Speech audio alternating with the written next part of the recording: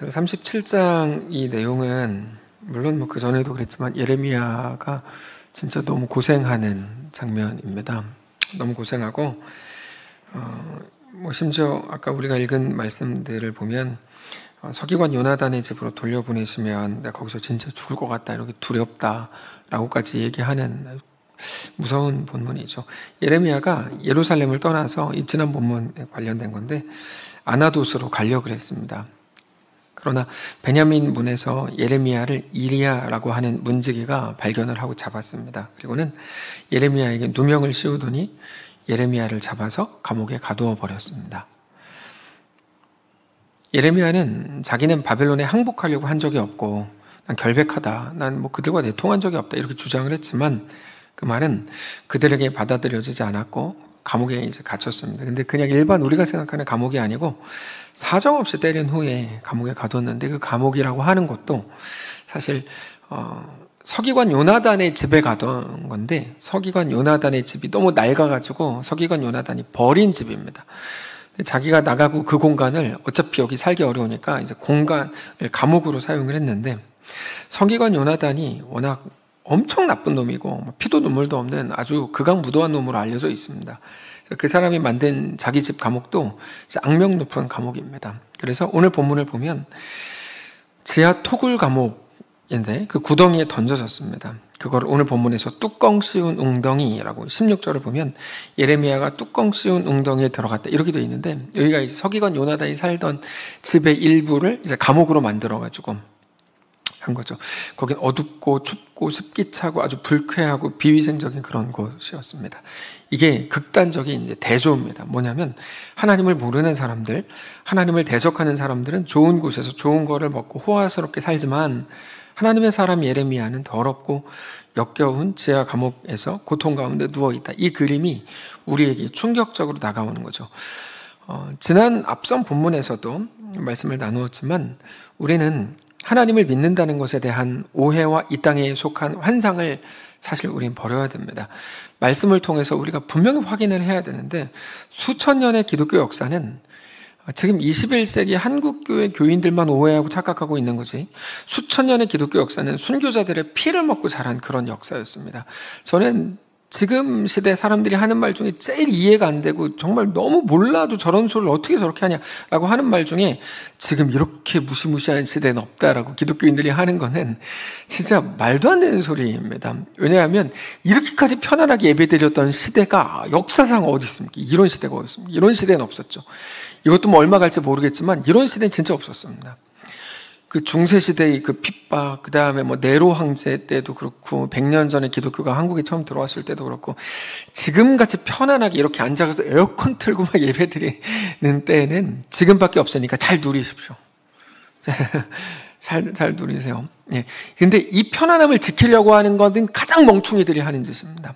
왜냐면 그거는 우리가 결정할 수 있는 게 아니죠. 정황이라는 건 우리가 결정하는 게 아니기 때문인데, 기독교 역사는 수천 년의 그 동안에 순교자들의 피를 먹고 자란 역사였고, 실제로 수천 년 동안 수많은 순교자들이 계속해서 나왔던 역사입니다. 하나님의 사람으로 살아간다는 건 이 땅에서 막 더 높이 올라가고 돈을 더 많이 벌고 더 인정받고 사람들에게 더 칭찬받는, 이 땅에서 더 잘 되는 그런 삶이 아닙니다. 그래서 늘 말씀드리지만 기독교란 이름으로 으쌰으쌰하고 모이고 막, 그러니까 모인다는 게 교회 모이는 거 말고 막 어떤 정치 활동을 하고, 이거는 정말 잘못하는 겁니다. 이거는 역사적으로 가장 잘못하는, 기독교인들이 해서는 안 되는 일들입니다. 우리는 이 땅을 나그네로 순례자로 살아가는 삶일 뿐이지 막 우리의 권리를 막 투쟁해서 얻고, 그거는 기독교가 아닙니다. 정말 기독교가 아닙니다. 우리가 걷는 이 길에 대해서 우리 예수님께서도 좁은 길, 좁은 문이라고 소개하셨습니다. 모두에게 인정받는 넓은 길이 아니라 누구나 기피하고 다 피해가려고 그러고 도망 다니고 싶어하는 그런 좁은 길입니다.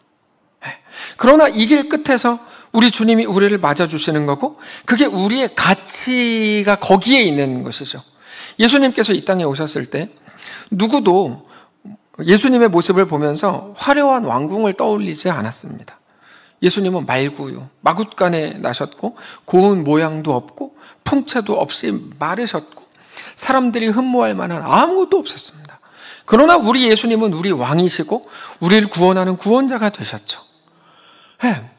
예레미야도 오늘 본문에서 그 길을 걸은 거고, 이 시대에 막 기독교인들이 정치를 잘못해가지고 이렇게 된 게 아니고, 네. 오전에도 나누었던 것처럼 우리에게 문제가 있고 우리가 무너진다면 그건 하나님을 사랑하냐 사랑하지 않냐에 관한 문제인 거지 다른 문제가 아닌 겁니다. 우리에게 주어진 길이 바로 그 길입니다. 그러므로 사랑하는 성도 여러분, 우리 앞에 있는 어려움들에 대해서 당황하지 마십시오. 다만 그 힘겨움 속에서도 하나님이 우리의 주인이신 것으로 인해서 우리는 안심할 수 있어야 합니다. 우리가 만들어진 것들 때문에 안심하는 건 아닙니다. 그건 성도가 할 일이 아닙니다. 오직 하나님으로 인해 안심하는 거죠. 예레미야가 그렇게 갇혀 있을 때 시드기야가 사람을 보내서 예레미야를 빼냈습니다.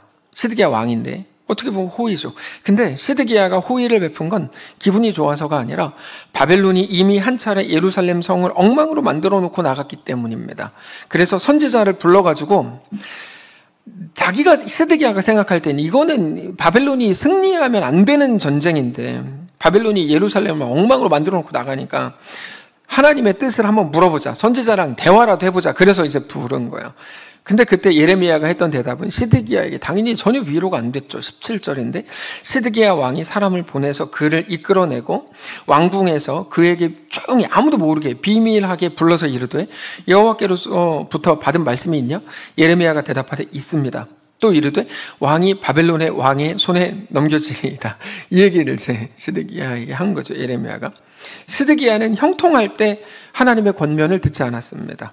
그런데 위기가 오자 하나님의 말씀에 귀를 기울이는 것처럼 보이죠?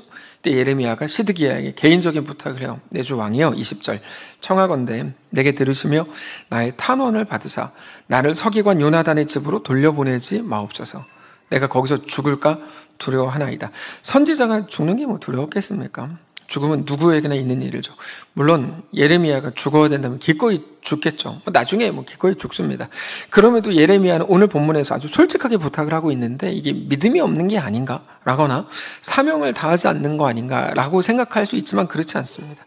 선지자는 기계가 아닙니다. 그리고 특별히 왕에게 하나님의 말씀을 전할 수 있는 사람은 예레미야밖에 없습니다. 그러니까 예레미야가 죽으면 시드기야도 답이 없는 거죠. 그래서 시드기야가 예레미야를 서기관 요나단의 집에 보내지 않고 자기 감옥에 가둡니다. 왕궁의 감옥에 가두죠. 자기가 궁금한 게 있을 때마다 예레미야에게 편하게 묻고 들으려고 하는 거예요. 21절. 이에 시드기야 왕이 명령하여 예레미야를 감옥들에 두고 떡 만드는 자의 거리에서 매일 떡 한 개씩 그에게 주게 하며 성중에 떡이 떨어질 때까지 이르니라. 예레미야가 감옥들에 머무니라. 저는 짧은 구절이지만 오늘 우리의 길에 대해서 우리가 조금 더 진지하게 묵상하실 수 있기를 원합니다. 이 땅에서의 우리의 길은 누군가가 말하는 것 같은 꽃길이 아닙니다. 예수 잘 믿으면 다 성공하고 다 잘 되고 다 부자 되고 주식 팍팍 오르고 그다음 또 하여튼 그런 거 있잖아요. 다 낫고 여러분 이 땅에서의 우리의 길은 그런 꽃길이 아닙니다. 우리의 길은 만만치 않은 길입니다. 그런데 우리는 이미 그 길 위에 들어섰습니다. 이게 무시무시한 겁니다. 근데 우리의 이 길은 망하는 길이 아닙니다. 단지 우리의 영광은 이 땅에 있지 않고 오직 하늘에 있을 뿐입니다. 이 땅에서 보이지 않을 뿐입니다. 우리는 이 땅에서 모든 승부를 보는 사람들이 아닙니다. 우리의 승리는 오직 영원한 하늘에 있습니다. 오늘 본문의 예레미야가 우리에게 그거를 보여주고 있는 겁니다. 물론 누군가는 그리스도인의 길이 이런 길이라면 나 이제 더 이상 걷지 않겠다라고 말할지도 모릅니다. 근데 그것도 우리 마음대로 되지 않습니다. 그렇게 집 나간 사람이 이제 둘째 아들인데 이렇게 끄집어서 다시 돌아오게 되죠. 우리가 하나님의 백성이 된 순간 그때부터는 우리의 의지나 우리의 실력을 떠나서 하나님의 손, 하나님의 이끄심에 붙들리게 됩니다. 어쩔 수 없습니다. 우리가 순종이라고 할 때 무엇이 순종이죠? 하나님의 뜻 앞에서 내 뜻을 꺾는 게 순종이라고 말씀드렸는데 그것조차 우리 의지로, 우리 실력으로 할 수 없습니다. 사실 우리는 순종할 수밖에 없는 자리로 몰려가고 있는 중입니다.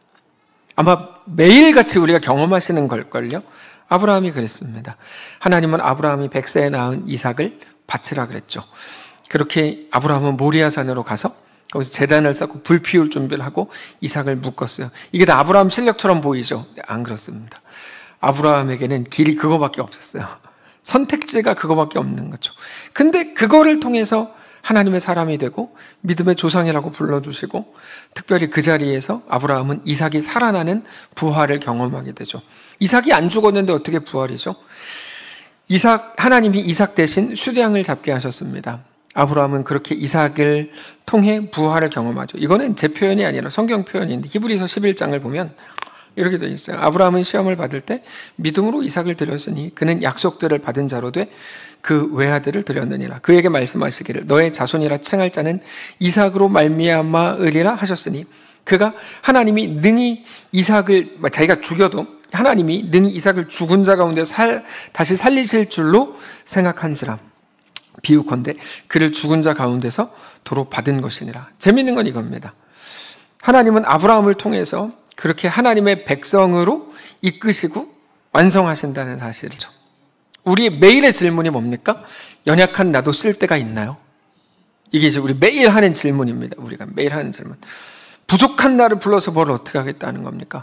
내가 조금 더 돈이 있을 때, 좀 더 건강할 때 나를 불러주시지.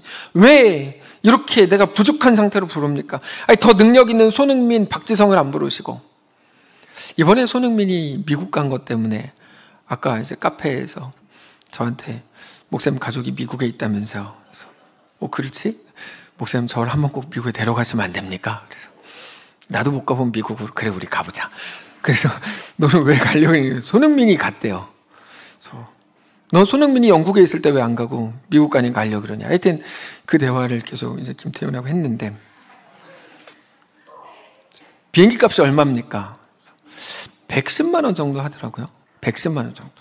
고개를 끄덕였어요. 네. 자기는 저가 항공을 탈 수 없습니다. 그래서 대한항공에 110만 원. 아시아나도 그렇고. 자, 하여튼 그렇습니다. 왜 손흥민을 안 부르고, 손흥민 불렀는지 안 불렀는지 전 몰라요. 그 사람은 어떤 사람 몰라요. 근데 어쨌든 왜 그들이 아니라 나를 부르셨나요? 하나님이 우리 같이 연약한 자를 들어서 하나님의 능력을 보이시려는 거죠. 그들의 능력보다 하나님이 나를 통해 이루실 것이 더 크기 때문입니다. 그게 우리의 길이죠. 우리는 바로 이 그림을 생각해야 됩니다. 그때 고개를 끄덕이고 주님 그렇습니다. 내가 아니라 오직 하나님이십니다. 하나님이 완전하십니다. 하나님이 주인이시고 주님이 목자이시고 주님이 왕이십니다. 나는 오늘도 주님의 이끄심을 따라갑니다라고 고백하는 것으로 우리는 부르심을 받았습니다. 우리가 어떤 부르심을 받았는지 기억을 해야 됩니다. 우리에게 주어진 길은 좁은 길, 십자가의 길이라고 부르지만 그 길은 생명의 길이고 우리를 살리는 길이고 우리가 얻을 유일한 길입니다. 특별히 하나님이 우리를 만나주시는 길입니다. 오늘 우리가 그 길에 들어섰음에 무한 감사를 느끼는 날이 되시기를 바랍니다. 하나님이 우리를 그 생명의 길로 초대하신 겁니다. 우리는 이제 하나님을 믿음으로 그 길을 걷게 됐습니다. 그러므로 다만 힘겨움에 우리의 가치를 빼앗기지 않게 되시길 바라고 오직 하나님으로 인해 어떤 길 위에서도 만족하고 평안하시기를 바랍니다. 찬양합시다. 나 지금은 비록 땅을 버타며 살지라도 내 영혼 저 하늘을 디디며 사네. 내 주님 계신 눈물 없는 곳 저 하늘에 숨겨둔 내 소망이네.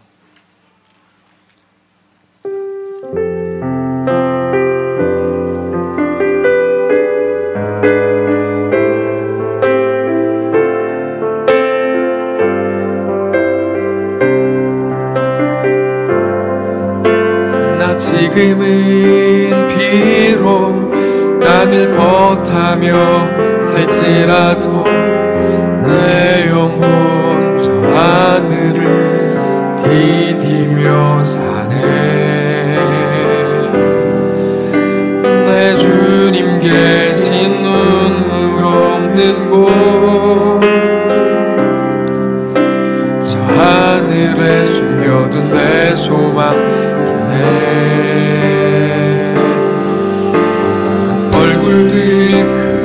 이름들 많이 생각나 가슴 터지도록 기다려진 곳 내 아버지 너른 품 닮아지시는 저 하늘에 쌓둔 내 소망 내 주님 그 나라에 이를 때까지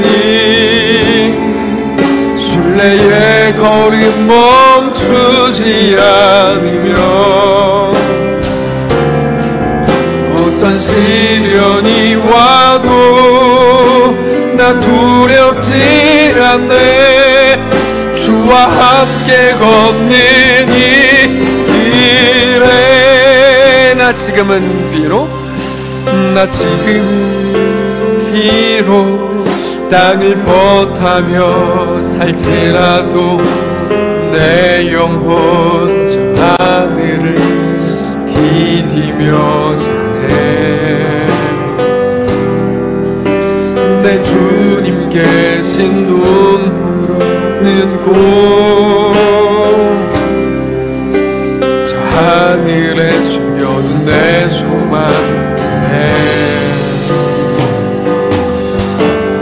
얼굴들 이름들 많이 생각나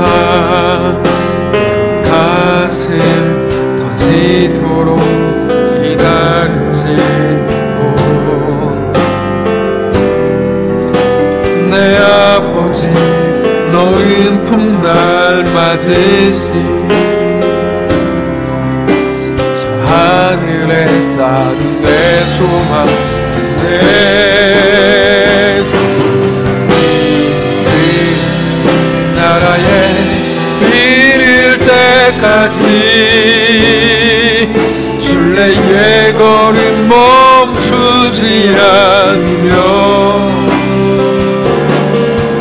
어떤 시련이 와도 나 두렵지 않네 주와 함께 걷는 이 주님 그 나라에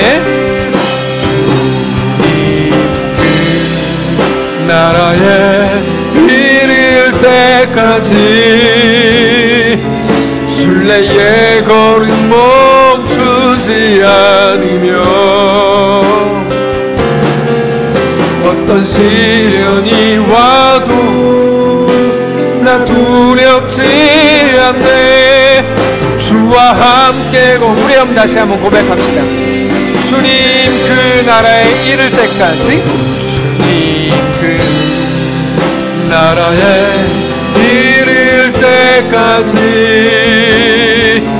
순례의 걸음 멈추지 않으며 어떤 시련이 와도 나 두렵지 않네 주와 함께 걷는 이 길에 하나님 우리가 들어선 이 길 그러나 우리의 모든 정황을 보고 판단하지 않게 하시고 하나님의 약속을 바라보고 우리의 구원자요 주인이 왕 되신 하나님을 바라보고 이 땅을 넉넉히 걷는 사랑하는 모든 성도들 다 되게 하여 주시옵소서.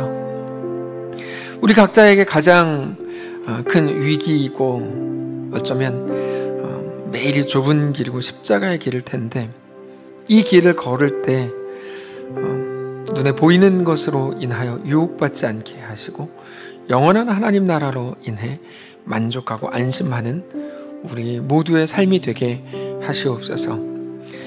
우리만 가지는 매우 특별한 방식의 여름을 행복하게 또 즐기고 있는 사랑하는 성도들이 있습니다. 그곳에서 우리가 생각하지 못한 많은 일들과 변수들을 대하게 될 텐데 하나님이 여전히 주인이시고 왕이신 것을 매번 고백하게 하시고 하나님의 왕되심을 마음껏 누리게 하시고 그래서 여기 있는 우리 보다 어쩌면 비교할 수 없는 만족과 기쁨으로 가득한 그들의 신앙 여정이 될 수 있도록 인도하여 주시옵소서. 우리에게 허락된 이번 한 주의 시간 동안에 하나님을 더 깊이 사랑하고 주님을 더 뜨겁게 만나고 우리 각자의 정황 속에서 하나님과 그렇게 믿음으로 동행하는, 누구도 보지 못하지만 또 누구도 인정하지 못하지만 여전히 하나님의 왕이신 거룩한 성도의 삶을 살아내는 우리 모두가 되게 하여 주시옵소서.